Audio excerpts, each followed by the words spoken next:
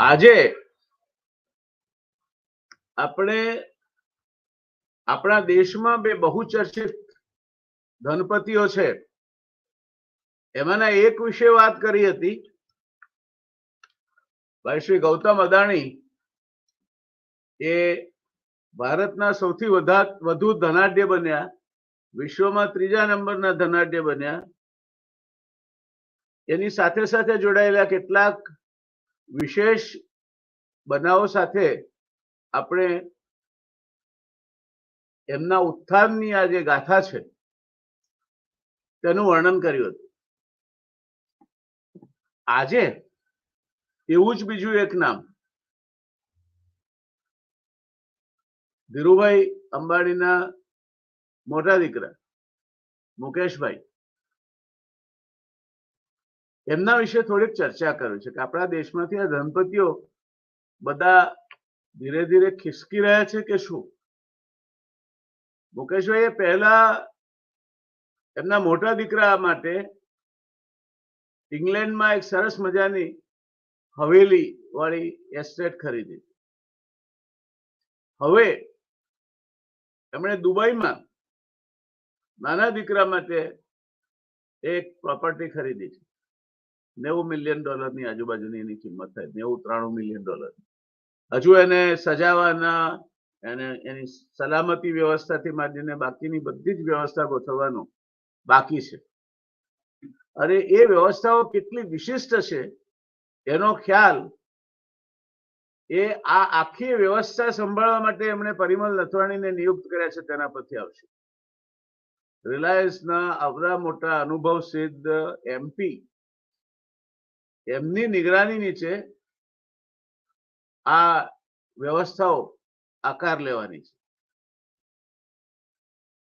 એ બાબતે આજે આપણે બે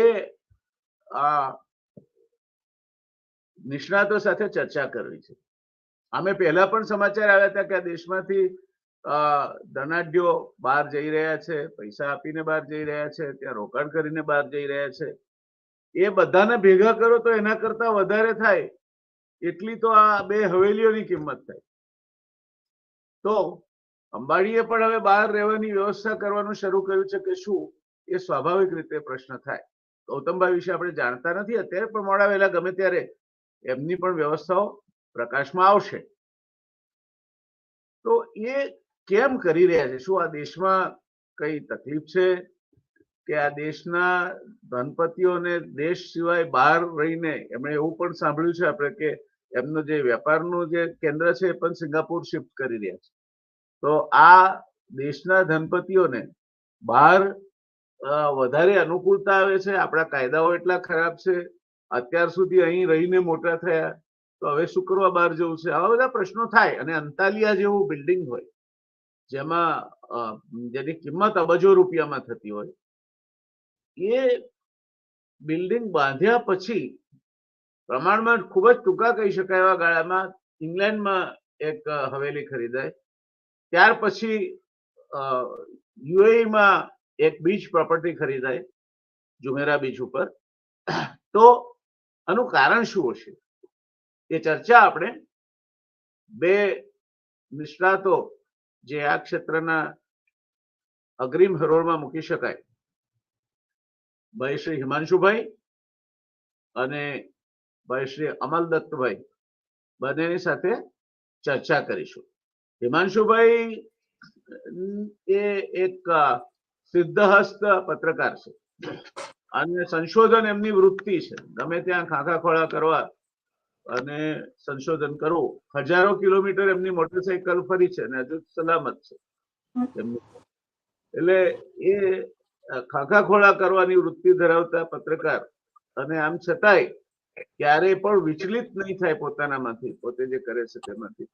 એવા એક જેને કહેવાય આજકાલ જેની તકલીફ પડે છે આપણને, ચારિત્ર સિદ્ધ પત્રકાર તરીકે હિમાંશુભાઈનું નામ અગ્રસ્થાને છે. એમણે બ્લુમબર્ગ થી માંડીને છે કેનેડા સુધી પોતાની કલાના કસબ વિસ્તાર્યા છે. એટલે આમ આંતરરાષ્ટ્રીય ક્ષેત્રે પણ પત્રકારત્વના ક્ષેત્રમાં એમનો બહોળો અનુભવ છે. અમલદત્તભાઈએ ચાર્ટર્ડ એકાઉન્ટન્ટ કર્યું હવે એ એટલું બધું ભણવાનું હોય છે, એટલી કડક પરીક્ષા છે. એ જમાનામાં તો આટલું પરિણામ પણ નહોતું આવતું. તે ભણ્યા પછી એમને શું કરો, આ MBA પાછું IIM કરવું પડશે, સમજાતું નથી. પણ એ એમની બ્રાહ્મણ સહજ નાગર બ્રાહ્મણ સહજ વૃત્તિ બતાવે છે. એમણે CA કર્યા પછી પાછું MBA પણ કર્યું છે, અને તે પણ ઇન્ડિયન ઇન્સ્ટિટ્યૂટ ઓફ મેનેજમેન્ટ અમદાવાદમાં. એટલે આવા બંને નિષ્ણાતો આપણને મળ્યા છે. શરૂઆત હિમાંશુભાઈ તમારાથી કરીએ.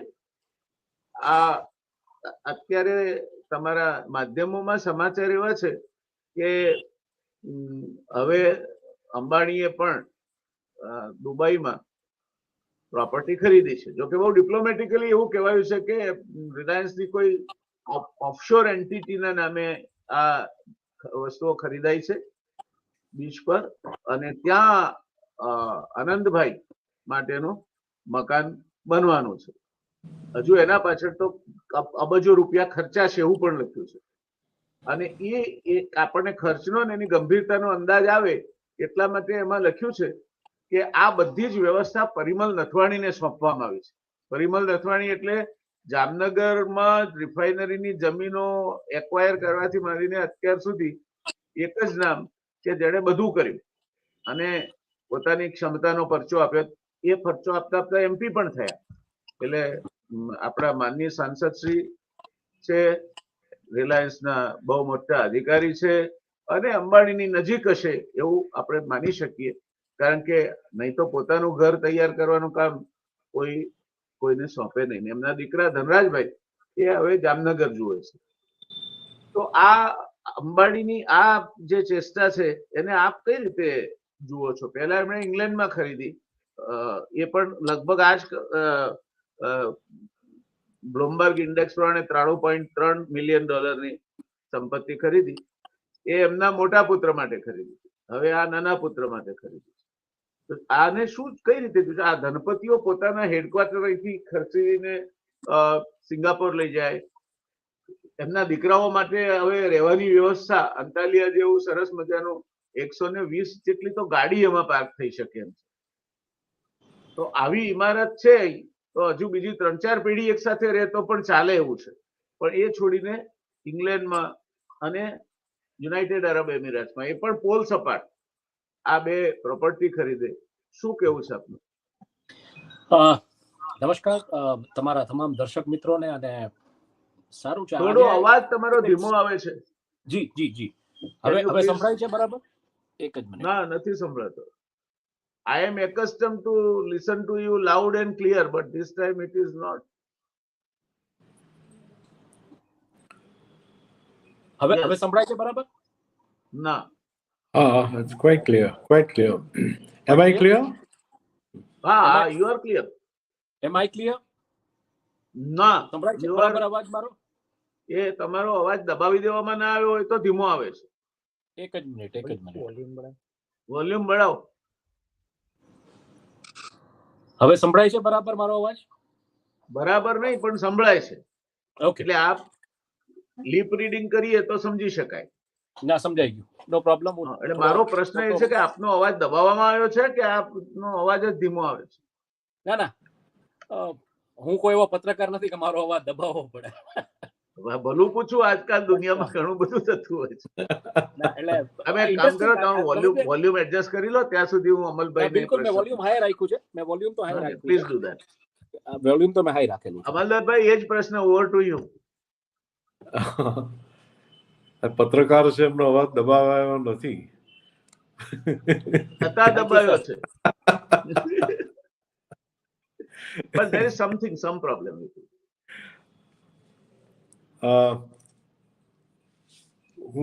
હું રિએક્શન આપું કે હિમાંશુભાઈ આપ આપો છો? હું ટ્રાય કરું છું મારો અવાજ બરાબર આવતો હોય. Okay, let me start a little bit and then આની આજે વાત કરી આપણે તો અંબાણી એ 2 પ્રોપર્ટી ખરીદી. એક અબજોપતિ માણસ છે, 2 પ્રોપર્ટી ખરીદે, ગમે ત્યાં ખરીદે.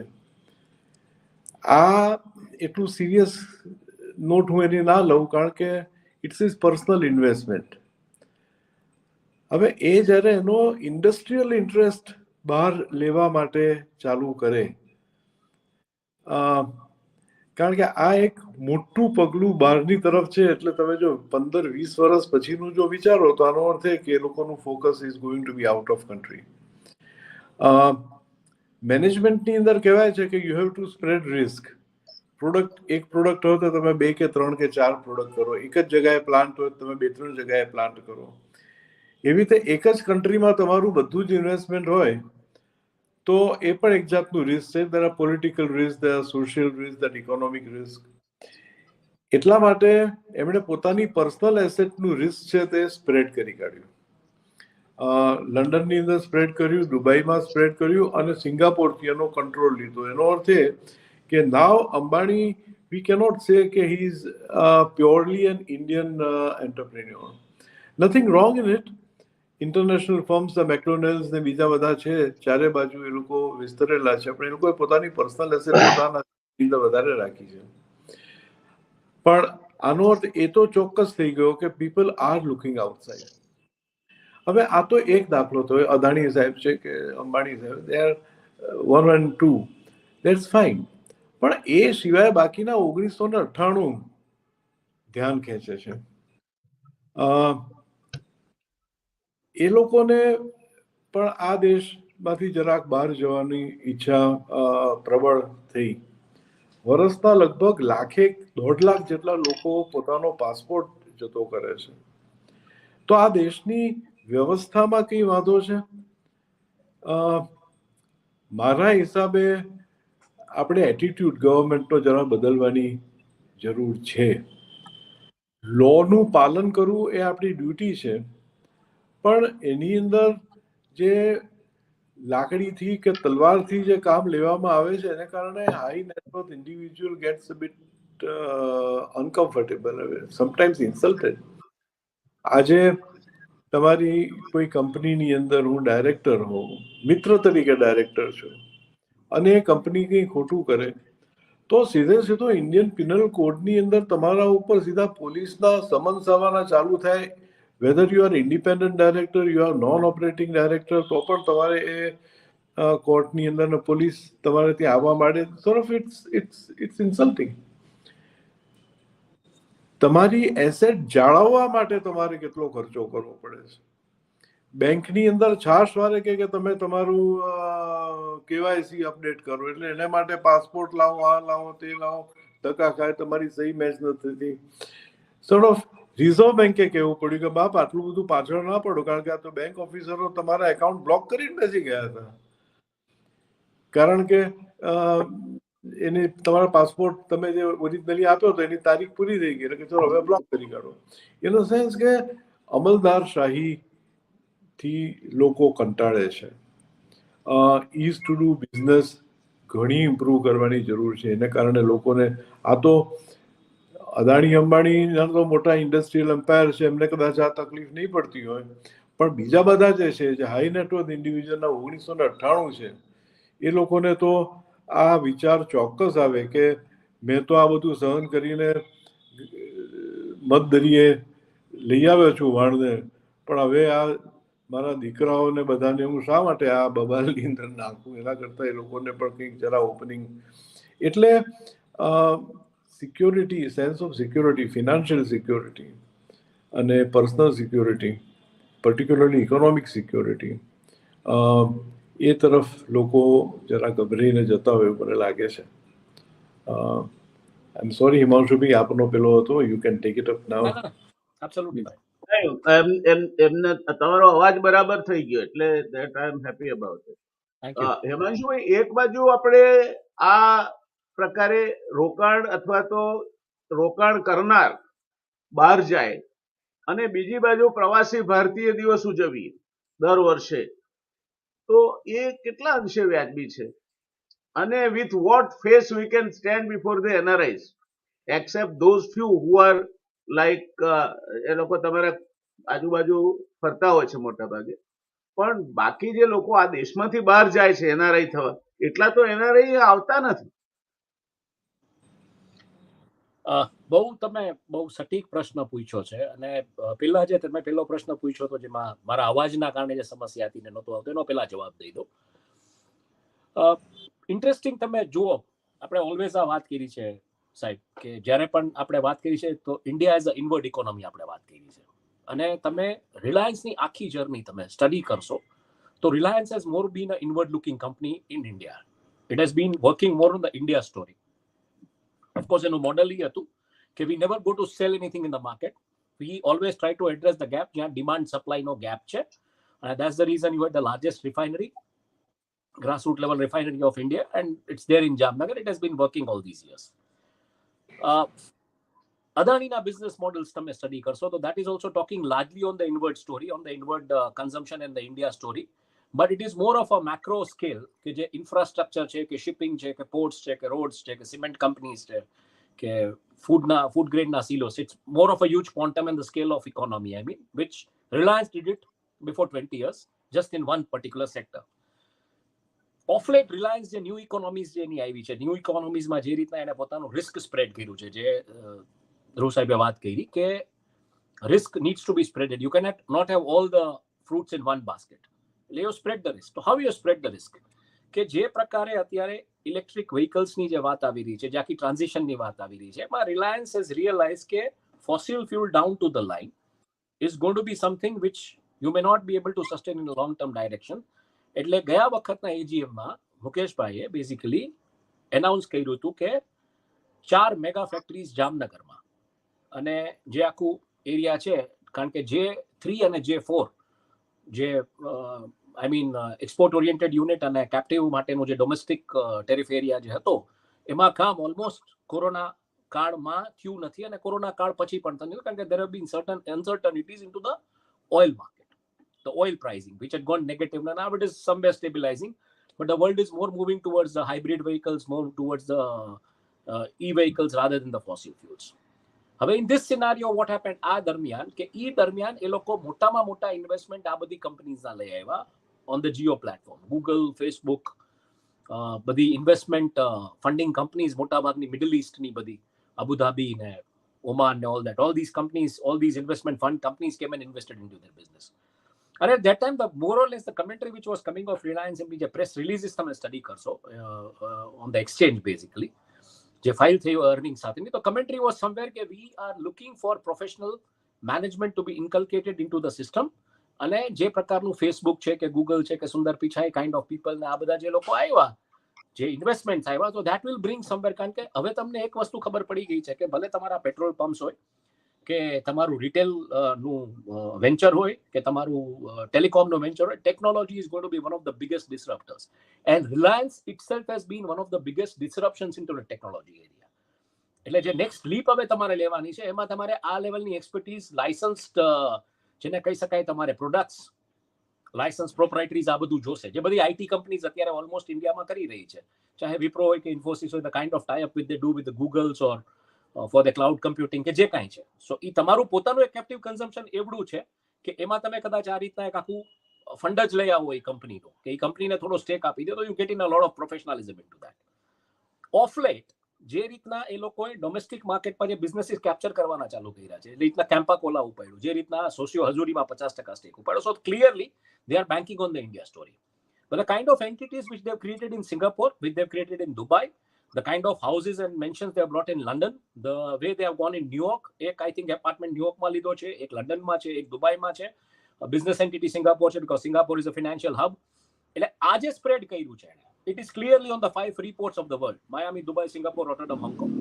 You are in Europe, you are in Asia, you are in America. The buzzing markets અને બધા buzzing hubs છે. એટલે એક બીજું ઇન્ડિકેશન એ આવી રહ્યું છે કે આ જે ઇનવર્ડ પોલિસી છે એમાં જે રીતના અત્યારે જે બધું થઈ રહ્યું છે એમાં ક્યાંક ડેફિનેટલી તમે એનું આખું સ્ટડી કરશો તો સાઉદી એરામકોની ડીલમાં એ લોકોએ બોર્ડ મેમ્બર ઓલરેડી એનાઉન્સ કરી દીધા, બોર્ડ ઉપર ચેર આપી દીધી, and then they had to back out. So what happened in that nobody knows, but the commentary came in such a manner that this was not viable at this time or whatever it is, but it has not happened not because Reliance did not want to do it. There were some forces external જેના કોઈ અત્યારે evidence નથી, કાંઈ નથી કે ક્યાંથી શું કેવી રીતના થયું, આ નથી થઈ રહ્યું. બીજી તરફ જે વાત આવી રહી છે, ઇન્ટરેસ્ટિંગલી, જે the way I interact with the investment bankers fraternity across and the people who are aware with the developments, કે જે પ્રકારનું મુન્દ્રામાં આખું જે પ્લાનિંગ થયું છે, જે લેન્ડ જે રીતના એક્વાયર થઈ છે એક જમાનામાં, તો ત્યાં કદાચ તમે કાલ સવારે કપસ સ્મેલ્ટર લઈ આવશો ને રિફાઇનરી લઈ આવશો, કારણ કે ઓલરેડી ગલ્ફ ઓફ કચ્છમાં 7 સિંગલ બોય મૂરિંગનું આખું ઇન્ફ્રાસ્ટ્રક્ચર આજે ઊભું થઈ ગયું છે, which was not perceived probably before so many years. અને હવે તમે જે લઈ આવશો એ સ્ટેટ ઓફ ધ આર્ટ હશે. કદાચ તમે માની લો કે ઇફ અદાનીઝ વેન્ચર ટુમોરો, જે એક વાત આવતી હતી વચ્ચે, એક આઈ થિંક બીપીસીએલ કે એચપીસીએલ સાથેની વાત હતી વચ્ચે, અને પછી કઈ આગળ વધ્યું નથી, બીકોઝ માંડવીથી છાબાર સુધીની જે આખી લાઈન લઈ આવવાની વાત હતી, પાઇપ આખી infrastructure for oil and gas, એ પછી બધું ક્યાં આગળ વધ્યું છે કે નહીં હજી કઈ બહુ ક્લેરિટીના ઉપર મળતી નથી. પણ આ બધું જ્યારે હતું ત્યારે આ દરમિયાન તમે બીજા ડેવલપમેન્ટ બહુ સ્ટડી કરવા જેવા છે. 2019માં જ્યારે મુકેશભાઈ અંબાણીએ 3 લાખ કરોડ રોકવાની વાત કરી હતી ગુજરાતમાં, spreading the risk across the 10 years, જ્યારે એની બેલેન્સ શીટ છે, એની ટોપ લાઈન 3 લાખ કરોડની હતી વર્ષે, અને એની બોટમ લાઈન 30-35 હજાર કરોડની હતી, એટલે 10 વર્ષનું આખું પ્રોફિટ બેઝિકલી કદાચ તમે કોન્સ્ટન્ટ વેલ્યુ પર લઈને ચાલો તો એ 10 વર્ષ ગુજરાતમાં રોકવાની વાત કરતા હતા. At that time already SR had exited the business. જ્યારે તમે 3 લાખ કરોડ રોકવાની વાત કરતા હતા ત્યારે એસઆર ઓલરેડી એક્ઝિટ થઈ ગયું હતું બિઝનેસમાં, અને એ અઠવાડિયા પછી સાઉથ મોર્નિંગ ચાઇના પોસ્ટમાં એક એડ હતી રિલાયન્સની કે ભાઈ આ એક આખી રિફાઇનિંગ, એક બેઝિક એક 1/4 પેજની એડ સાઉથ મોર્નિંગ ચાઇના પોસ્ટમાં હતી, ન્યૂઝપેપરમાં. So what was that indicating? Did you want the investors from abroad somewhere? કારણ કે already Russians had invested into SR. આ બાજુ જે વાત આવતી હતી ગલ્ફ ઓફ કચ્છમાં, જે રીતના વાત આવતી હતી માંડવીમાં, ત્યાં Arab money was coming, probably obviously જે રીતના વાત આવતી હતી સાઉદી અરબ કો આની સાથે ટાઈ અપ થશે, તો were you looking for the Chinese investment? Because Chinese were the only people who could have probably come with that money.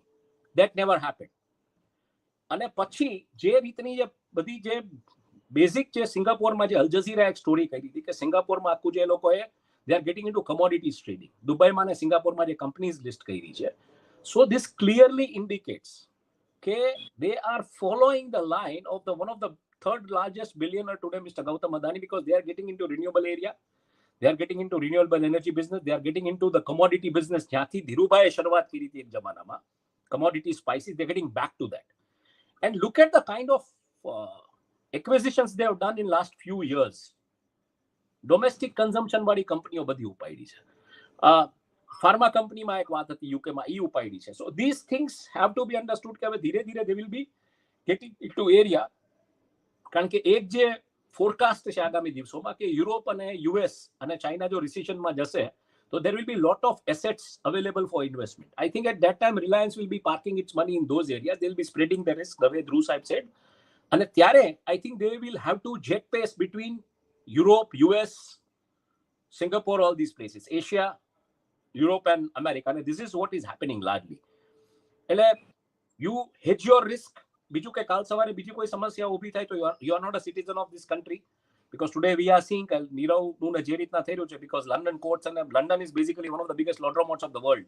Dubai is also the same thing. એટલે you are parking your money in such a spaces કે જ્યાંથી તમારે બીજા કોઈ issues કાલ સવારે કોઈ litigations, legal આતે કાંઈ ઊભું થાય તો there is a kind of what do you call it, immunity, an investment immunity or whatever you call it, કારણ કે એ પ્રકારનું ઇન્વેસ્ટમેન્ટ તમારું ત્યાં સ્પ્રેડ થયેલું હશે. ઇન્ટરેસ્ટિંગલી ઇન્ડિયામાંથી બિઝનેસમાંથી એક્ઝિટ થાય એવું મને અત્યારે દેખાતું નથી, કારણ કે both companies are looking for the inward consumption story. Gautam Adani's companies, the way they have gone, એટલે હમણાં રિસેન્ટલી એમણે એક કંપની એક્વાયર કરી, અંબુજા સિમેન્ટ જે એક્વાયર કરીને સાથે કંપની હમણાં એમણે ફ્લોટ કરી છે, શિપિંગ કંપની, એટલે એક બસ સ્ટ્રીટ ઉપર બેઝિકલી, અને ઇન્વેસ્ટમેન્ટ ફ્રેટર્નિટી, ઇન્વેસ્ટમેન્ટ બેન્કર્સમાં એક બસ ચાલુ થઈ ગઈ છે કે શિપિંગ કોર્પોરેશન ઓફ ઇન્ડિયાની જે ડાયવેસ્ટમેન્ટની વાત છે એમાં કદાચ હવે અદાની ગ્રુપ ઝંપલાવશે. અને ગઈકાલનું જે ડેવલપમેન્ટ છે અમૂલનું, જેમાં આરએસ સોઢી જે મેનેજિંગ ડિરેક્ટરે રાજીનામું આપી દીધું કે રાજીનામું આપી દેવાનું કહેવામાં આવ્યું, whatever. So bus is the way it is being studied કે ડેરી કંપનીઝ જેટલી લિસ્ટેડ છે એના પ્રાઇસીસ તમે જો સ્ટડી કરશો સ્ટોક માર્કેટ ઉપર તો ક્યાંક એવું દેખાય છે કે આગામી દિવસોમાં એકાદી કંપનીમાં, કારણ કે ડેરી પ્રાઇસીસ ને ડેરી પ્રોડક્ટ્સ એવી વસ્તુ છે which are full of protein. તો તમે પોષણ, જે ભારતમાં જે કુપોષણની વાત આવે છે ક્યાંથી આવે? જ્યારે 80 કરોડ લોકો રાશનનું અનાજ ખાય છે તો 60 કરોડ લોકો ડેરીનું એવું તો કન્ઝમ્પશન શું કરતા થઈ ગયા કે ના પ્રાઇસીસ આવા રૂફટોપ ઉપર છે. It means somebody has to sell અને somebody wants to buy, so your valuation is increasing. In that scenario, this might happen. So I don't think these groups will move out. But yes, 100%. અને ખાસ કરીને જે વિશ્વપ્રધાન commercial આનું જે private લિમિટેડનું જે રીતના deal થયું છે એનડીટીવીનું, આઈ મીન પછી તમે આવીને કહો કે અમારા ધ્યાનમાં છે કે નથી, but 100% that was, I think, it was done in a very such a manner કે 5:30 જ્યારે સ્ટોક એક્સચેન્જને ઇન્ફોર્મ કર્યું ત્યારે તમને ખબર પડી આ કંપની લઈ લેવામાં આવી છે આનો stack. And that's the reason many media outlets called it a hostile takeover. એટલે આ બધા સિનારીઓમાં I think they will look outward, but with a focus on the India inward story. And I think the next generation of Ambanis is ready for that. The next generation in Adanis is also ready for that. They may not completely migrate out of the country in terms of business, but they may be residents who would be then having that investments in India, and which would be again kind of in that scenario and that situation, which would be again talking the India consumption story. So whenever the tie-ups or something has to happen, it will come in that direction, or licenses or whatever. So this is my basic understanding. The way Dhirubhai fought the I agree with you to a great extent, but just a small correction that somebody from Adani family is already based in Dubai. That is already there. That is all. But And see, and it has altogether different connotations. see, those names have already. Remember it. Is Ambani going the Adani way? I don't think so. No. So the point is that those names are already. And second thing, I wanted Amal bhai to comment on it. Is કે આ અદાણી આપણા દેશના સૌથી ધનાઢ્ય થઈ ગયા અને હવે મુકેશભાઈ પાછા પડવા માંડ્યા છે. અદાણી તો વિશ્વમાં પણ 3જા નંબરે પહોંચી ગયા. મુકેશભાઈ મને લાગે છે 11મા નંબરે. તો એને કઈ લેવા દેવા છે આ દેશ છોડવા છે? Adani Ambani competition and Adani having the upper hand, એમાંથી કઈ એમણે વાંચ્યું છે? બંને જણાના મારા હિસાબે structures are completely different. amount to be a 3-4 lakh કે પ્રોડક્ટ બધા બરાબર છે. બાકી Adani is more in infrastructure અને say port, airport, edible oil ને બધું છે, પણ પર્સન્ટેજની અંદર એનું કોન્ટ્રીબ્યુશન ઘણું ઓછું. એટલે ટોટલ અદાણી જોઈએ તો એટલે મારા હિસાબે they are more infrastructure oriented અને ઇન્ટરનેશનલ જવાનો સ્કોપ એ લોકો પાસે છે. મુકેશભાઈ નું આખું છે તે ઇટ ઇઝ ક્વાઇટ ટેકનોલોજી. પહેલા એમણે ચાલુ કર્યું પ્રોડક્ટ યાન ને બધાથી, પણ now they are quite in technology. They are in technology of petroleum product, they are in technology of Jio and things like that. So they are both are different. પણ એક વસ્તુ ચોક્કસ આમાંથી બહાર આવે, સ્ટ્રેટેજિકલી ધીસ ઘર લીધું એ ઠીક છે, પણ અત્યારે જો તમારે ઇન્ટરનેશનલ લેવલ પર ઇમ્પેક્ટ કરવો હોય તો તમારું ઇન્ટરનેશનલ વધારે સોલિડ જોઈએ, જે અમદાવાદ કે મુંબઈ ના આપી શકે. અમદાવાદ તો અત્યારથી કરીએ ના, પણ હજી અદાણીએ એટલી મૂવ કરી હોય એવું લાગતું નથી. મુકેશભાઈ અત્યારથી મૂવ કરી કાઢી અને હી હેઝ સ્ટાર્ટેડ, કારણ કે ઇન્ટરનેશનલ ફાઇનાન્સ માર્કેટ જે છે, તમારે જે કંપનીઓ ટેક ઓવર કરવાની આવશે, તમારે જે મોટા પ્રોજેક્ટ એ બધા માટે you need very solid presence in those countries. એટલે કઈ જાતનું ઘર તો મોટું કર્યું, તમે આ ઘર કરતા 5 મોટી ઓફિસ કરે કે નહીં એ જોવાનું છે, કે ઘર કરતા ત્યાં કરતા they have already taken a lead going to Singapore. એ લોકો તો સિંગાપોર એ માટે તો ગયા છે ને. હા, એટલે સિંગાપોર કેટલી મોટી કરે છે એ જોવાનું છે. આજે જુઓ, મારા હિસાબે આ they are our soldiers. East India company Bharat આવી અને ભારતમાંથી ખૂબ કમાઈને બ્રિટનમાં રહી. એવી રીતે આ લોકો ઇન્ટરનેશનલ પ્રેઝન્સથી ખૂબ કમાણી કરે અને એનો બેનિફિટ અહીંયાના શેરહોલ્ડર્સને અને અહીંયાની એમની જે ઇન્વેસ્ટમેન્ટ જે થાય એ પ્રમાણે આ દેશને કરે એ પ્રમાણે આપણે પ્રવાસી ભારતીય છે. મારા હિસાબે ઇઝ વેરી ઇમ્પોર્ટન્ટ કે આ જે લોકો બહાર જઈ રહ્યા છે એ લોકોને પૈસા લાવવાનું મન થાય કરે. એમાં 5,000 લોકોને બોલાવીને 3,000 નો હોલ ના કરો, ફરીથી આવવાનું મન થાય એ જાતનું એ જાતના ઇન્સેન્ટિવ અત્યારે લોકો આવીને બૂમ પાડે છે ટેક્સેશનના પોઈન્ટ ઓફ વ્યૂથી કે અમને ઓસીબી કાર્ડ મળ્યું તો ફાયદો શું થયો, ટેક્સ ઓછો થયો, અમારો એક પ્રોસિજર ઓછો થયો. એ બધાની અંદર તો આપણે શાંતિથી કહેવું પડે કે એમાં ચેન્જીસ આવી રહે. એટલે મારા હિસાબે આ પ્રવાસી ભારતીય ફક્ત એક ઇવેન્ટ અને એવોર્ડ આપવા પૂરતું નહીં, પણ entire attitude toward this people who have gone abroad to give them incentive to bring money back to India is something which is very necessary. મારા હિસાબે આ મૂવ જે મુકેશભાઈનો છે, it is only to create a marketing, એક poster લગાડી દીધું આ પ્રોડક્ટના નામ, એ પ્રમાણે મોટું આખો ઇમ્પેક્ટ પાડ્યો કે યસ આઈ એમ કમિંગ, અને ત્યાર પછી શું થાય છે એ જોવાનું મોર ઇમ્પોર્ટન્ટ. એને સજાવટના બધા જે થાય તે કરે, પણ કઈ જાતનું ઇન્વેસ્ટમેન્ટ પ્લાનિંગ એ સિંગાપોર ઓફિસ કરે છે, that is something very important. જો એ Okay, સ્ટેક ઓછો કરવા, fine. Point well taken. એ તરફ જોવાનું વધારે અગત્યનું. Yes. Himanshuભાઈ, G, Ambani thinking outwardly, while Adani is making sort of meteoric rise in India, એને કોઈ જાતનું કોરિલેશન ખરું? કારણ કે રિલાયન્સ સામે એક આક્ષેપ એ પણ હતો કે એ લોકો પોલિસી પોતાને અનુકૂળ આવે તેવી નક્કી કરાવવા માટે સક્ષમ છે, and that is was what was the rise of Reliance. A policy used for their own sake and their own favor. Now, do you think that Adani has become more powerful to monitor those proper policies than what Reliance was able to be? And it could be one of the reasons why they are going away in the areas where Adani may not be able to harm them.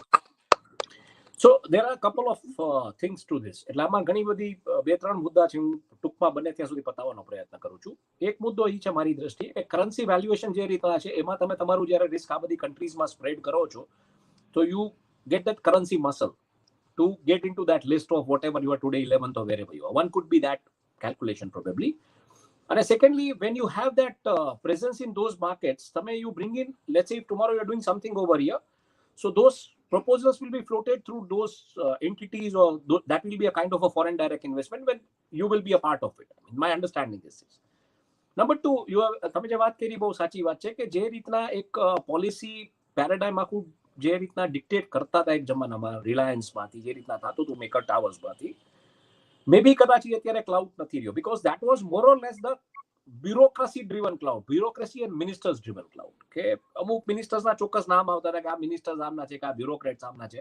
અને આજે તમે લા habitat સેન્ટરમાં વયા જાઓ દિલ્હીમાં, તો જેટલા થિંક ટેન્ક્સ બેઠા છે, મોટાભાગના બ્યુરોક્રેટ્સ એક જમાનામાં રિલાયન્સના પેરોલ ઉપર હતા. અને એવી વાત આવતી હતી કે શાંગ્રીલામાં ફેમિલીની કોઈ એક વ્યક્તિ દર શુક્રવારે બપોરે પહોંચી જાય ને પછી શાંગ્રીલામાં પાર્ટીઝ થતી ને આ બધું થતું, ministers, bureaucrat. So this was I mean, Tony Yasudas બધું સંભાળતા, અનિલ અંબાણીના જે મેઇન હતા ઈ. અને this is a very kind of non talk, કે આ વાત બહુ જેને કહી શકાય જગ પ્રસિદ્ધ છે દિલ્હીના લુટિયન્સ, દિલ્હીના ગલિયારાઓમાં કે એની પ્રેસ ક્લબની ચર્ચાઓમાં કે બધે. એટલે આ બહુ સ્પષ્ટ વાત છે કે they have dictated or they have ruled out basically, or they whatever they have done is out of the policy. અને એક રિલાયન્સની પોલિસી એવી હતી કે બધાને સાચવતા, જજીસને, બ્યુરોક્રેટ્સને, બધાને. એટલે કોઈ એવી જગ્યાએ પોસ્ટિંગમાં પડ્યું હોય તો ત્યારે એનું ખાસ ધ્યાન રાખવામાં આવતું, એમના સન્સ ડોટર્સને એબ્રોડ ભણાવવા. આ બધું છે. પ્રૂવ કેવી રીતના થાય, શું થાય, આજે આપણે જે વાત કરીએ છીએ આપણી પાસે એવા કોઈ ડોક્યુમેન્ટ્સ છે નહીં, પણ આ બધું છે. અને આ બધી જનરલ ટોક ઇન ડોમેન જે પબ્લિકમાં છે એના ઉપરથી આપણે વાત કરીએ છીએ. અત્યારે શું થયું છે, અત્યારે વસ્તુ એ થઈ ગઈ છે કે નોર્થ બ્લોક ને સાઉથ બ્લોકમાં સીધું જે પેલા ડાયમેન્શન આવ્યું, જે ડાયરેક્ટિવ આવ્યું હતું કે એક પણ સરકારી દસ્તાવેજ બહાર નહીં જાય. અને બ્યુરોક્રેસી જે રીતના આખી એક કંટ્રોલમાં આવી ગઈ છે કે એક જ જે આઈડિયોલોજી છે એના પ્રમાણે તમારે ચાલવાનું છે. ઈ નેરેટિવમાં what has happened is that the kind of things where Adani Group benefits is on that.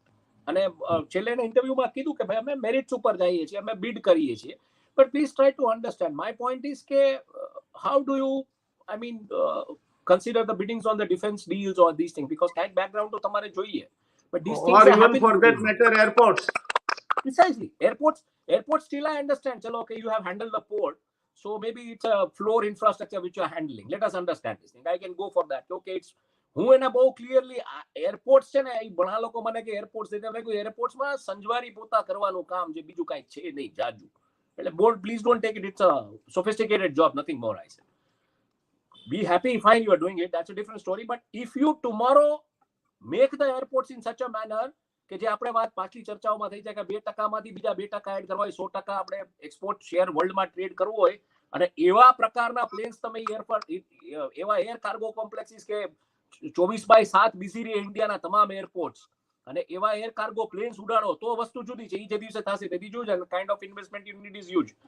But આ પરિસ્થિતિમાં 100% જે સાઉદી અરામકોની ડીલમાં જે પણ કાંઈ થયું છે એનાથી બહુ ક્લિયર ઇન્ડિકેશન્સ છે કે દે હેવ સમવેર રિયલાઇઝ કે થિંગ સી આઈ મીન સાહેબ, you have been into bureaucracy, you have been into ministry, you know a lot of things ins and out. I mean, tell me, એક જે optics built up થાય છે ને, જબરદસ્ત built up થાય છે. આયુર્વેદ યુનિવર્સિટીમાં જ્યારે હુના હેડ આવ્યા હતા, નરેન્દ્રભાઈ જામનગર હતા. આટલા વર્ષ જામનગરમાંથી હું તમને કહું કે ગુજરાત સરકાર 4.5 થી 5,000 કરોડ જીએમબી કમાણું છે દર વર્ષે. એટલે તમે વિચાર કરી લો કે આટલા વર્ષ 1998 થી તમે લ્યો તો આજે 23 ને 25 વર્ષની અંદર at a constant value 1.25 lakh રૂપિયા કરોડ કમાણા છે વર્ષના. બરાબર છે. એમાંથી જો હું તમને કહું કે 25-30% જામનગરના વિકાસમાં ખરેખર એ રીતના ખર્ચવામાં આવ્યા હોય તો એ વર્લ્ડના કોઈ એશિયા જે ઓઇલ રિફાઇનિંગ હબ્સ છે, દુબઈ છે કે સિંગાપોર છે, ઓઇલ ટ્રેડિંગ હબ્સ કે ઓઇલ ટ્રાન્સપોર્ટિંગ હબ્સ, એવું જામનગર હોત. પણ ત્યારે ધનેન્દ્રભાઈ સર્કિટ હાઉસમાં રહ્યા હતા, અને તમે યાદ કરજો એ બધા વિઝ્યુઅલ્સ બહુ વાયરલ થયા હતા. મુકેશભાઈ એમને સર્કિટ હાઉસ મળવા ગયા હતા. નરેન્દ્રભાઈ જામ સાહેબને એમના પેલેસ ઉપર મળવા ગયા હતા. નરેન્દ્રભાઈ સર્કિટ હાઉસમાં ઉતર્યા હતા, ત્યાં મુકેશભાઈ એમને સર્કિટ હાઉસમાં મળવા ગયા હતા. અને એ જ સમયકાળમાં બોરિસ જોન્સન એ અદાણી નું જે હેડક્વાર્ટર્સ છે અમદાવાદમાં શાંતિગ્રામમાં, ત્યાં ગયા હતા. સો understand the optics. My point is kind of optics which have been built today, the messages which have been going there. Narendrabhai પહેલી વખત દિલ્હી ગયા ત્યારે જે પ્લેનમાં જતા હતા ને હાથ વેવ કરતો પાછળ અદાણી લખેલું હતું. આ જે ઓપ્ટિક્સ બિલ્ટઅપ થયા છે ને, આ ઓપ્ટિક્સ બહુ સ્ટ્રોંગલી બિલ્ટઅપ થયા છે. અને તમારા માધ્યમ થ્રુ હું એક વસ્તુ રેકમેન્ડ કરવા માંગુ છું. એમેઝોન ઉપર એક સિટીઝન કે કરીને એક મૂવી છે, ખાસ જોવી બધા દર્શકો, જે તમારા દર્શકો છે ને કહીશું. કારણ કે સિટીઝન કે માં જે યુકોસ ઓઇલના માલિકની જે હાલત તૂટીને કરી છે ને, એ તમે બિલીવ ના કરી શકો એવું છે. એને પાંજરામાં, કોર્ટ રૂમમાં પાંજરામાં એની ટ્રાયલ્સ થઈ. એટલે અહીંયા કદાચ કઈ સિટીઝન કે જેવી પરિસ્થિતિઓ સર્જાય તો મને નવાઈ નહીં લાગે. એટલે આ પરિસ્થિતિઓમાં જે રીતના અમુક વચ્ચે જે આઈ keep a constant I on the news India, world wide, everywhere, તો વચ્ચે જે રીતના નસલીવાડિયા કેસ ખોલવાની વાત આવી હતી, આ બધી જે ચર્ચાઓ થઈ રહી હતી, so these are indication somewhere they have realise કે now our time is not there over here, so better move out, keep your investment and whatever is there here. બીજું એક બહુ તમને કહું, બહુ ઇન્ટરેસ્ટિંગ વસ્તુ છે કે એક ઓલવેઝ એક એવી વાત આવતી હતી કે એડીઆર ને જીડીઆર માંથી જે પ્રકારના પૈસા લઈ અને તમે જે ઇન્વેસ્ટ કરાવડાવ્યા છે રિફાઇનરીઝમાં, હવે જે સાઉદી અરામકોમાં જે ડ્રોન્સ થી હુમલા થયા હતા, lot of indications are there on several directions and guidance. So there is a lot. અને કોઈક યુએફઓ ઓબ્જેક્ટ્સ દેખાણા હતા એક જમાનામાં. એટલે આ બધા ઘણા બધા ફેક્ટર્સ છે. આમાં તમારે you have to be very careful on lots of things. What might happen, from where it might trigger, you don't know. And I think you are hedging, you are distributing your risk, and you are looking for that kind of a thing. Okay, fine. I be a citizen of some other country. I keep on investing over here. This is an inward story. I have my stakes. I have professional people to manage it. And that's the way we will go. My understanding is like this, because they don't speak. So unless and until nobody speaks, you don't know what is going on in their mind. So my understanding I don't know whether you are trying to say that Adani has outsmarted Ambani.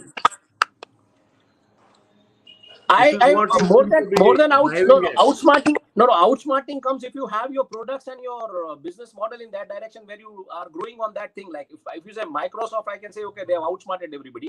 If you can say Infosys, I can say they have outsmarted everybody. If you say me Apple, I can say they have outsmarted everybody. But what is there with Adani's model? Adani's model is a scale of economy. It's huge risk, it's huge money, it's huge kind of Sagarmala project તમે બધા જ port જો Adani group લઈ લેવાનું હોય, down to the line privatise થવાનું હોય, I think it's a matchless game, because Ambanis may not get into that area. Basically my point is that Ambanis have never gone into the port sector, except that, see, Ambanis have basically gone into that one property which they created, Jamnagar Reliance Refining Complex. આખી ધામધૂમ એના ઉપર આવી. અને please try to understand, જ્યારે brothers ની વચ્ચે સ્પેટ થયો તો ત્યારે the asset was with Mukesh Ambani. No, it's not exactly so, because their Hajira petrochemical complex is also equally large. 100%. I don't say no. And Patalganga operations are also equally I don't say no. I don't say no. I agree with that, but more or less the investments have been in hydrocarbon sector, and that too in refining area, which have not been diversified in other areas, which is happening.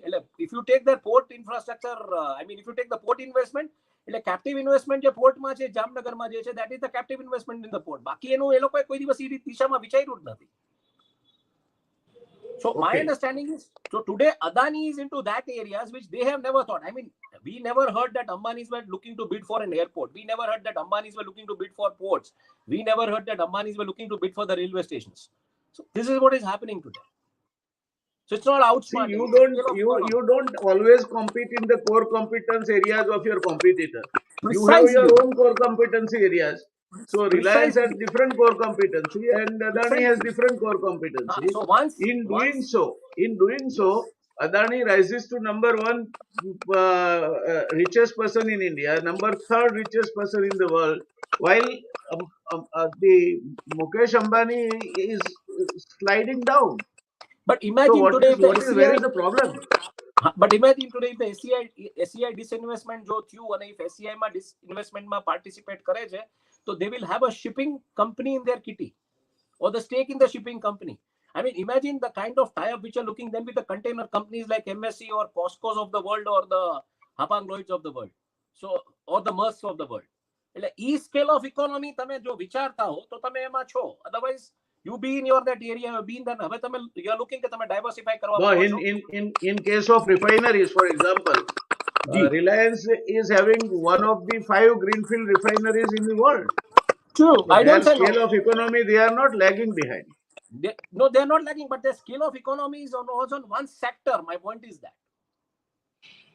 refinery today is a part of infrastructure, whereas the whole infrastructure basket is today with Adani Group. Now bringing one refinery, plugging one refinery, કાલ સવારે મુન્દ્રામાં એક refinery plug કરવી is not a big deal for them. આવડું infrastructure નું બધું કામ હોય તો એ possible છે. Mid sea bunkering facility આજે જો કોઈની પાસે હોય તો એ લોકો પાસે છે. Okay. Mid sea petrol pump piping. Amal bhai, would you agree with these assumptions which my friend Himanshu bhai is making? થોડું જરા હેઝી સંભળાયું, but what I feel and what I understand કે અત્યારે જે સ્કેલ થયો છે એ સ્કેલની અંદર હવે એ લોકોએ બહુ ચિંતા કરવા જેવું નથી, કારણ કે સરકાર એમની ચિંતા વધારે કરશે. એ લોકોએ કયા રેટ વધારવા પડે, કઈ જગ્યાએ ઇમ્પોર્ટ ડ્યુટી નાખવી પડે એની ચિંતા કરવાની જરૂર નથી, કારણ કે ગવર્મેન્ટનો અને બેંકનો અને ફાઇનાન્શિયલ ઇન્સ્ટિટ્યુશન્સનો અને ઇન્ટરનેશનલ એજન્સીસનો તે કેટલો બધો આ કંપનીઓમાં છે કે એમની મેળે એમને તો એન્વાયરમેન્ટ સારું મળતું આવે. Both are the companies which are earning a lot in this country. And both have to worry, particularly Reliance, the numbers are more transparent. વર્ષે દાડે નહીં તો 50,000 કરોડ રૂપિયાનું ઇન્વેસ્ટમેન્ટ એમણે કરવું પડશે, કારણ કે that is their profit. That is the level at which their cash surpluses are going. તો એ પૈસા નાખે ક્યાં? એ ટાઈપના પ્રોજેક્ટ આપણા દેશની અંદર અત્યારે આવી રહ્યા છે. અને જે આવે છે ફોરેનની અંદર, they are going to be even larger than this. એટલે they will have to have a base outside this country. Adani informally has had his legs quite strong in Dubai. Like bhai, if I mistake not, એટલે એ જે આપણું જે financial market છે એનો access એ લોકોને છે, જે હવે પણ એના વધારે મોટા સ્ટેક્સ ત્યાંના ઇન્વેસ્ટરોના લાવવા માંડ્યા છે. અત્યારે સિચ્યુએશન એ છે કે યુરોપની અંદર industries R facing a lot of trouble. અમેરિકાની અંદર પણ industries R facing a lot of trouble. There will be a huge opportunity of taking over those companies.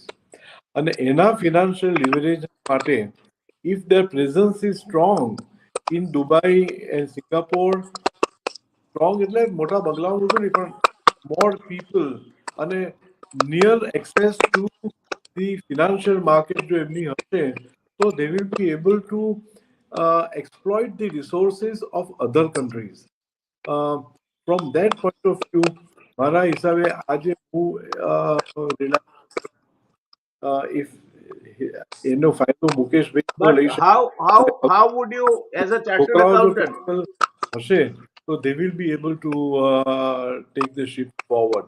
બાકી it's a very Amalbhai, major as a financial expert, chartered accountant who specializes in finance, how would you rate the debt load on both the groups? Debt load of Reliance મારા હિસાબે is slightly more comfortable. અને અદાણીનો date load મોટો છે, પણ જે buyback જે અત્યારે જે આખું નવું ઇસ્યુ લાવવાની જે વાત કરી છે એના પરથી એ ડેટ ઓછું કરવા માટે આગળ વધી રહ્યા છે. એનું કારણ એ કે now they will not be looking at debt from this country. મારા હિસાબે અહીંયાનું 10%, 12%, 15%નું ડેટ પોસાય નહીં. They will be trying to get debt from the foreign investors. અને આ ફોરેન ઇન્વેસ્ટર્સ તમને કહું કે ફૂંકી અને ભયંકર ડંસ મારવા હોય છે. જો ફોરેનનું ઇન્વેસ્ટમેન્ટ એ લોકો લાવ્યા અને ફોરેનનું ડેટ લાવ્યા અને એકાદા કોવેનન્ટની અંદર એ લોકોની જો ડિફોલ્ટ થયો તો આખી કંપનીનો કંટ્રોલ એ લોકો હાથમાં લઈ લેશે.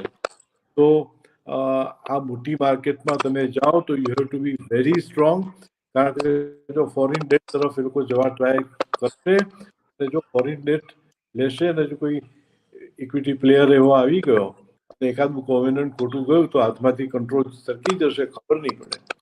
એટલે ઇટ્સ અ હ્યુજ મારા હિસાબે. પણ મારા હિસાબે Adani is also trying to reduce his date load, અને એને માટે he has not looked at ADRs or something like that. He is looking at more issues in the local market, which is a good sign. કારણ કે જો foreign investment લાવીને અહીંયાનું date ઓછું કરવાના હોય તો it's going to be a dangerous move. અને મારા હિસાબે he is growing into a real magnet એવું મને લાગે છે. Reliance is of course there, so very much there. પણ ફ્યુચર હવે how strong the management is, રિલાયન્સનું મેનેજમેન્ટ ઇઝ બિકમિંગ સ્ટ્રોંગ, પણ બીજાનું મેનેજમેન્ટ કેટલું સ્ટ્રોંગ છે અહીંયા અમદાવાદમાં છીએ પણ ખબર નથી એટલી. એટલે must be strong. About it. They have built a nice headquarters. No, not only headquarters, they are recruiting even, I mean, let me tell you, they are recruiting even expats now, you know, so they have gone in the Tata way, the way Ratan Tata did it. They are recruiting the expats also, I mean, for their professional things. A lot of people are there on the board. A lot of NRIs who have been on those countries and those companies, they are also part of Adani Group, no doubt about it. What Ambanis have also done, definitely. And Yes. my understanding more is, you know, Jailer and I mean, sorry, Dhruv, but my understanding is that the kind of risk which Adanis have spread across Australia, Indonesia, mainly in the mining assets, a little bit of risk in Myanmar and all these places in the port assets. મારા That is હિસાબે also right. role is getting more into government role. આજે port તો એમના હાથની અંદર, airports તો એમના હાથની અંદર. I would not be surprised if they have larger stake in railways. આખું જે ડાયરેક્શન તરફ જઈ રહ્યા છે level of investment they should be looking at. કારણ કે એ લોકોનો પણ પ્રોફિટ માર્જિન ઘણો હોવો જોઈએ. એટલે બંનેના ડેવલપમેન્ટ અને એ લોકોને સ્કોપ બહુ સારો રહેવાનો આફ્રિકન બીજી કન્ટ્રીઝની અંદર પણ ઇન્ફ્રાસ્ટ્રક્ચર ડેવલપમેન્ટ કરવાનું છે. ચાઇનાનો જે અત્યારે રોલ હતો અને શ્રીલંકાની અંદર જે ચાઇનાની ઇજ્જત બગડી છે કે એ દેશની ઇકોનોમીને પાયમાલ કરી કાઢે છે આવી રીતે ઇન્ફ્રાસ્ટ્રક્ચર, એ બગડેલી ઇમેજને કારણે ઇન્ડિયાની અંદર અદાણી ગ્રુપ અને લાર્સન એન્ડ ટુબ્રો અને એમાંથી ઇન્ફ્રાસ્ટ્રક્ચર ડેવલપમેન્ટ કરવાવાળી કંપનીઓ છે એ લોકોને માટે બહુ મોટું ઇન્ટરનેશનલ માર્કેટ ઊભું થઈ જાય તો I would not be surprised, and I'm sure they must be looking at that particular alternative. એટલે હજી તો his cards are yet to be played. Reliance A weird question, Amalbhai. A very weird question. No, but Totally, you know, totally one can ask you, one who has gone totally out of his head. Both of you were given $1 million each. Where would you invest? Yeah. I would shut down my cell phone. 40,000-50,000 crores you have to invest. Yeah. If I have $1 million, I will shut down my cell phone. You will? I'll become a ghost entity. I'm not there. I don't exist. Okay, so you will become non-resident. No. Good. I may be stay over here, but I don't exist. Okay. મારા હિસાબે But days are you will not part with it. You will not invest. I won't do anything. I'm telling you, $1 million is what I am today. 51. I have to spend another 20, 30 years. I'll be happy with $1 million. Okay. I'll So go to the Dwarka. I'll go to Dwarka. problem with you is limited ambition. No. I'll go to Dwarka. I'll buy a 65 screen more big TV. I'll watch the web series, the shows, the news. I'll go for a walk in the morning, do the darshan. I'll take my breakfast. I'll have my good sleep. I don't exist. Yes. Amal bhai, aap? I think અમુકથી વધારે પૈસા થાય you have to get political of investment and do the investment in such a manner where you can really control the economy of a country. Yes. You have to pick up smaller countries and do huge investment. જે ચાઇનાએ કર્યું તે we have to, and our entrepreneurs should be backed up by the government. We have to create a very different environment in this country for the entrepreneurs. આ સાઇઝના છે વર્લ્ડની અંદર ટોપ 10 ની અંદર આરામથી આવી જાય એવા મારા हिसाबे one would certainly be looking at I have yet another mysterious question up my sleeve. No, but I would just like to come. મારે એક વસ્તુ ઉપર આવવું છે. આજની તારીખે to a substantial extent they are controlling Indian economy. One by one, please. બીજી નાની countries ની અંદર તો મારા हिसाबे it should be very easy for them to અને એ concern. અને secondly મને એ પણ લાગી રહ્યું છે કે days are not far when players like Google તો હજી વાર છે પણ Facebook અને બીજા બધા જે મોટા નામો છે those companies will also be vulnerable to એટલે આ લોકો એમના જો if they play their investment skills better so don't be surprised if India becomes the hub for the next generation of IT revolution. We have the technology. Let us wish both of them well. Amal bhai, let us wish both of them well so that they progress and their progress is synonymous with India's progress. That is what is emerging from our discussion. पर एक समय में Dhirubhai already missed the infrastructure बस एवी एक बात तो आती थी already कारण के the way Mr. Anil Nayak was standing with L&T and the way he was going aggressive, I mean he already had eyed once, you know, एवी बात थी कि हमने infrastructure में interest था तो कारण के he realized at that time. So today is the time probably where that thing what Dhirubhai had as a vision is happening with Adani's. And it's a free market today in India. So are you trying to tell that Adani by Mukesh Ambani is taking quite a few of the things out of this country, he has given what you call pass to Adani, that all right, take it over the kingdom? No, I don't think that. I don't oppose. હું એવું નથી માનતો as I said અને જે ધરુભાઈ જે accept કરી જે વાત જે રીતના આપણે સ્ટાર્ટિંગમાં જે ડિબેટ જે પોઈન્ટ ઓપન અપ કર્યો કે એ લોકોની પ્રેઝન્સ સાથે આ બધા બસ સ્પોટ્સમાં જરૂરી છે. લંડન છે, સિંગાપોર છે, હોંગકોંગ છે, દુબઈ છે કે આઈ મીન ન્યુયોર્ક છે.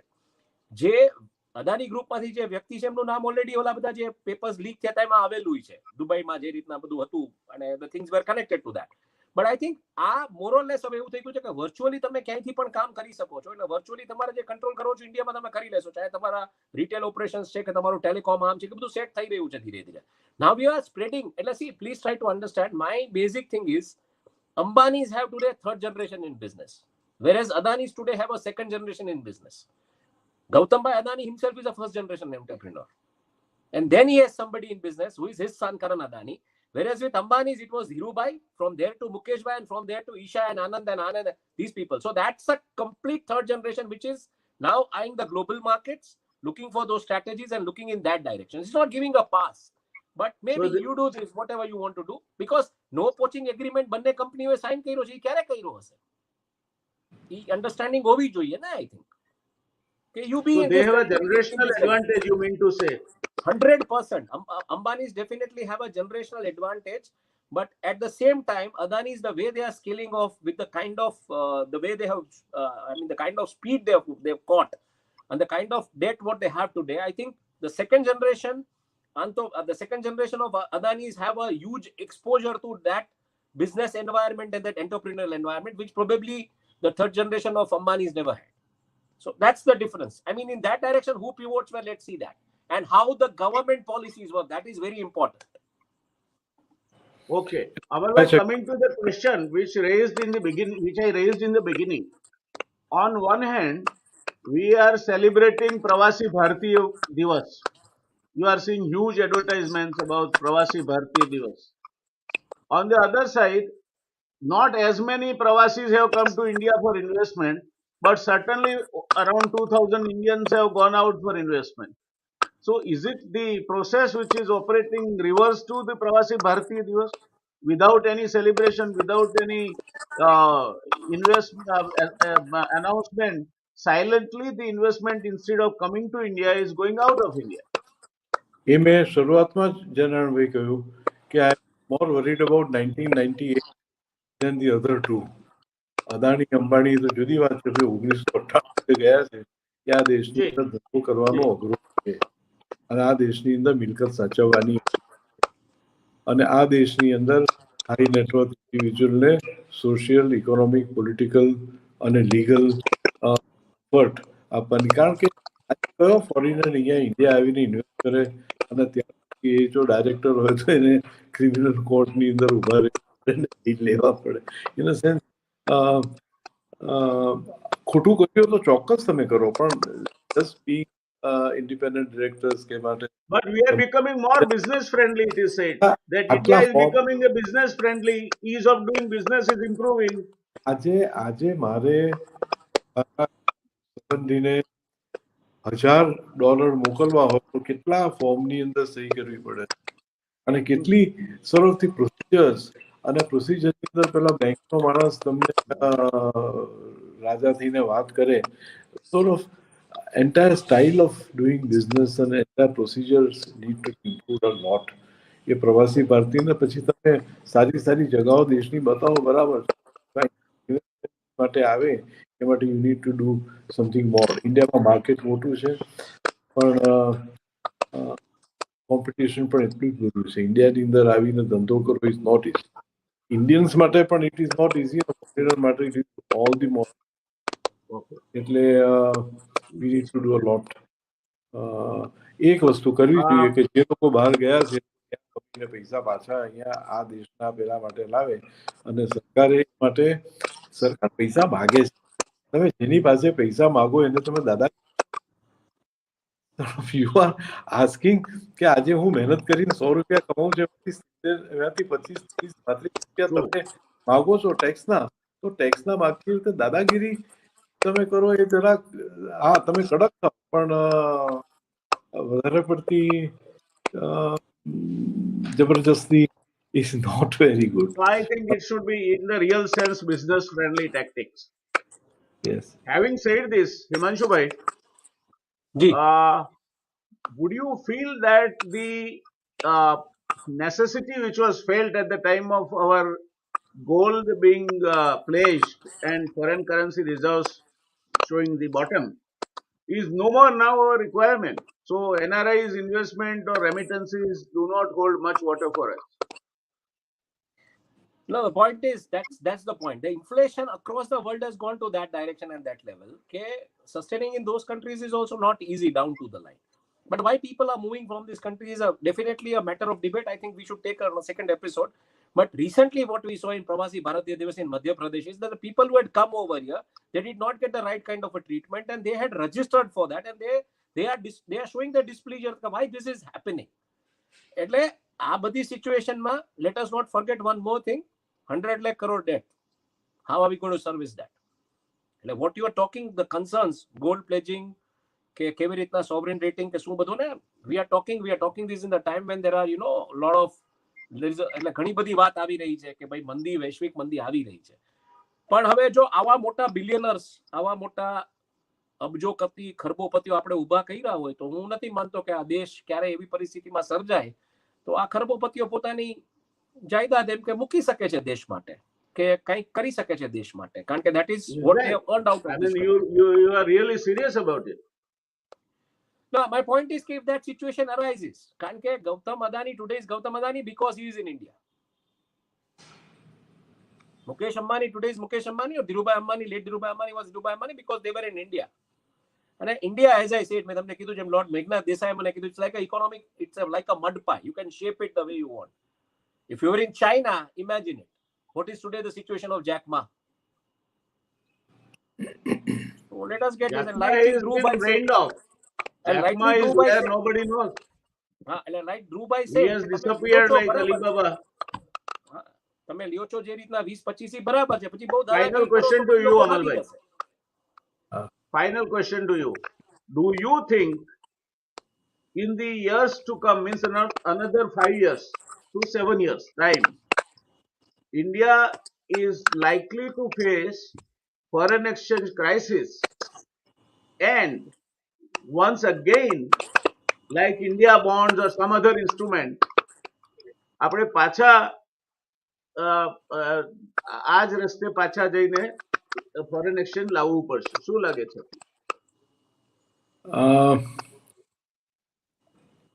આ દેશમાં ઇમ્પોર્ટ્સનું રિલાયન્સ ઘણું વધારે છે. એક્સપોર્ટ્સ એટલા જોરથી પડાતા નથી, ઇન્વેસ્ટમેન્ટ એટલું જોરથી આવતું નથી.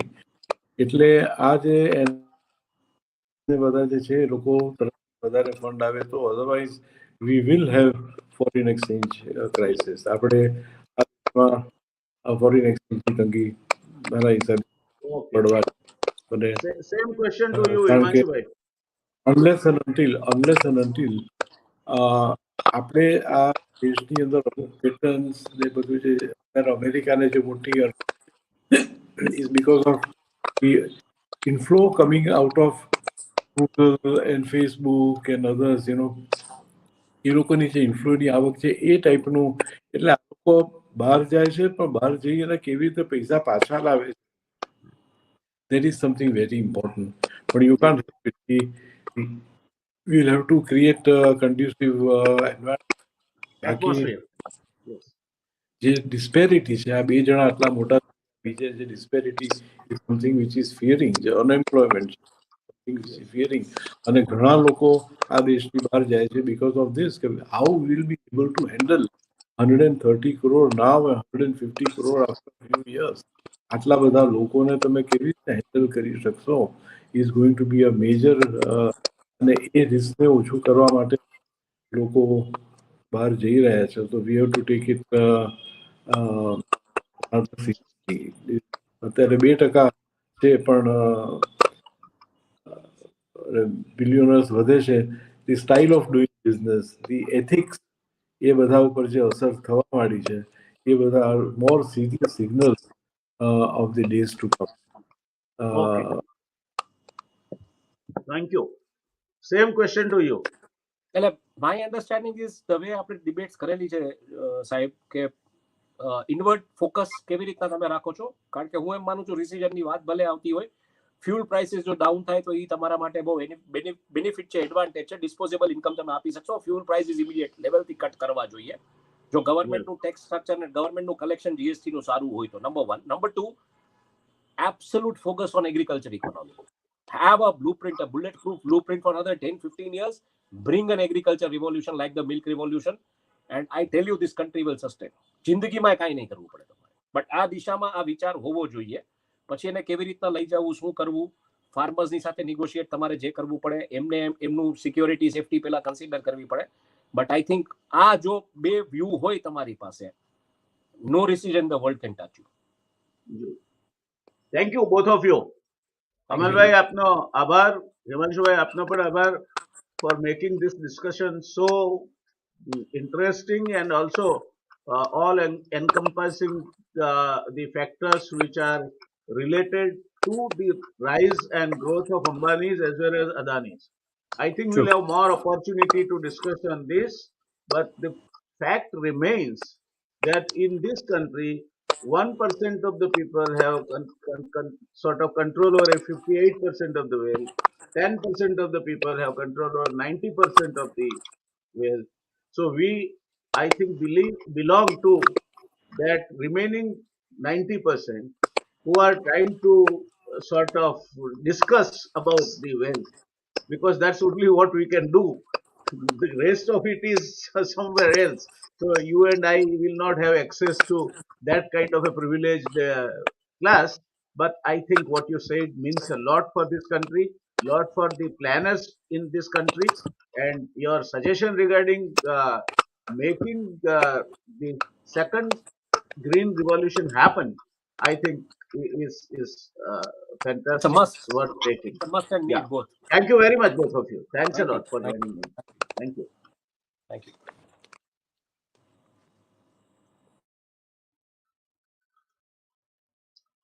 તો દર્શક મિત્રો, આજની આ ચર્ચામાં આપણે માત્ર અંબાણી અને અદાણી વિશે નથી ચર્ચા કરી. આ ચર્ચા ઊભી થઈ હતી મુકેશભાઈ અંબાણી અથવા એમની કંપનીએ દુબઈમાં જુમેરા, જે પોશ લોકાલિટી કહેવાય છે, જેમાં એમના પાડોશીઓ એ કોઈ ખ્યાતનામ ફૂટબોલર અથવા તો શાહરૂખ ખાન જેવા હશે, ત્યાં એમણે જે પોતાના માટે મિલકત ખરીદી પોતાના દીકરા માટે, એમાંથી આ આખી ચર્ચા ઊભી થયેલી. એમાંથી થોડા વખત પહેલા જ આપણે ગૌતમ અદાણી અને એમના પ્રગતિ વિશે ચર્ચા કરી હતી. આજે એ બેને એક સામસામે મૂકીને આપણે ચર્ચા કરી અને એનો નિષ્કર્ષ બંને નિષ્ણાતો પાસેથી તમે સાંભળ્યો હશે, એટલે મારે એમાં કંઈ ઉમેરવા જેવું છે નહીં. પ્રવાસી ભારતીય દિવસ એ બિનનિવાસી ભારતીયોને આ દેશમાં આકર્ષવા માટે દર વર્ષે થતો એક ખાસ ફોકસ પ્રોગ્રામ છે. અને એમાં આ વખતે એ આપણા માટેની સવળી છાપ ઊભી કરવાના બદલે કદાચ એ ચૂકી ગઈ, એ તક ગઈ, અને એના બદલે ફરિયાદો ઊભી થઈ, નારાજગી ઊભી થઈ. મને લાગે છે લાંબા ગાળે આપણા જે બિનનિવાસી ભારતીય મિત્રો વિદેશમાં રહે છે તેમના મનમાં પણ થોડીક કટુતા મૂકી ગઈ હશે. આપણે આશા રાખીએ હવે ભવિષ્યમાં આવું ના થાય. ધન્યવાદ આપ સૌનો આ શો જોવા માટે. શુભરાત્રી.